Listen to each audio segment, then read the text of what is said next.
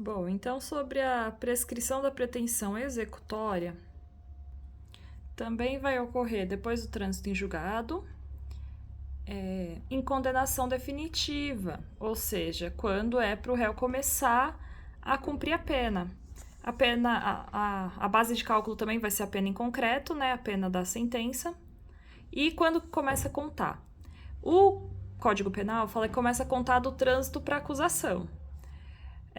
Só que tem julgado do STF que diz que começa a contar do trânsito para todas as partes, ou seja, para o trânsito também da defesa. Também pode começar a contar da decisão que revogou o sursi ou o livramento condicional. Então, sursi e livramento condicional é marco de início de contagem do tempo para prescrição executória. Aqui, na prescrição executória, o réu ser reincidente interfere no cálculo. Por quê? Porque vai ser somado 1/3 no prazo da prescrição. Aquele prazo do artigo 109, ele vai ter um acréscimo de 1/3 se o condenado é reincidente. Se, por exemplo, ele foge, né, da cadeia, ou quando revoga a condicional porque ele não cumpriu, a prescrição vai se basear no tempo que resta da pena. Isso está no artigo 113. Então, por exemplo, ele foi condenado a uma pena de 13 anos. Ficou preso 5. Falta 8 anos ainda para ele terminar. E aqui ele fugiu. Então, a prescrição vai ser calculada em cima desse tempo aqui que falta cumprir a pena. Ou seja, pego esses 8 anos que falta para cumprir a pena, vou lá no artigo 109 e vejo que ele entra na prescrição de 12 anos. Então, da data que ele fugiu, começa a contar 12 anos que o Estado tem para pegar ele e devolver ele para a cadeia para continuar cumprindo a pena. Senão, vai prescrever a pretensão executória. O Estado não vai poder mais executar essa pena. Vai ter a suspensão desse prazo de prescrição enquanto ele estiver cumprindo pena. Então, eu paro de contar enquanto ele estiver preso, cumprindo a pena. E também enquanto ele estiver preso por outro processo. Ele está lá, por exemplo, no livramento condicional. E aí vem a informação de que ele foi preso por causa de um outro crime em outro processo. Eu suspendo, paro de contar o prazo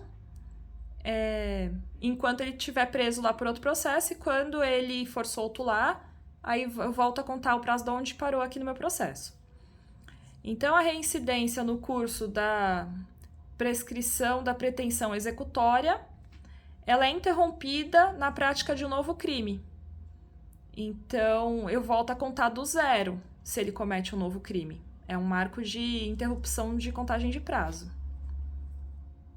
E, por fim, em relação à prescrição da pena de multa, se ela é a única pena culminada, né, se é a única pena imposta, ela vai prescrever em 2 anos. Então, aquele crime que ele cometeu tem a pena de multa, ele é condenado e aí ele tem 2 anos para pagar sob pena de prescrição da execução, né, pena da prescrição executória.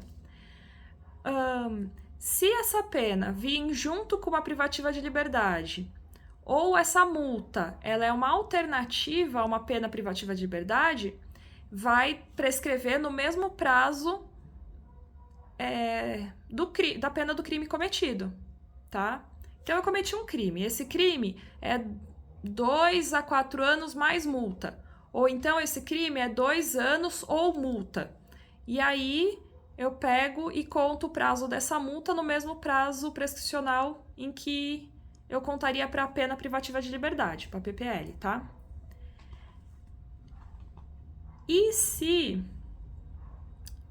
como que a prescrição da pretensão executória, ela prescreve...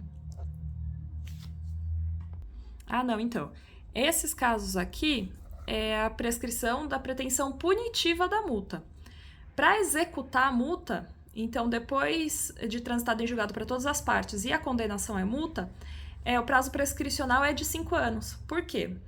Porque essa multa, para ser executada, ela vira dívida de valor, tipo dívida ativa. E o Estado que vai executar um processo de execução dessa multa, e aí entra no limite do Código Tributário, que a regra é máximo de 5 anos, tá? Então, na pretensão executória, prescreve em 5 anos a multa.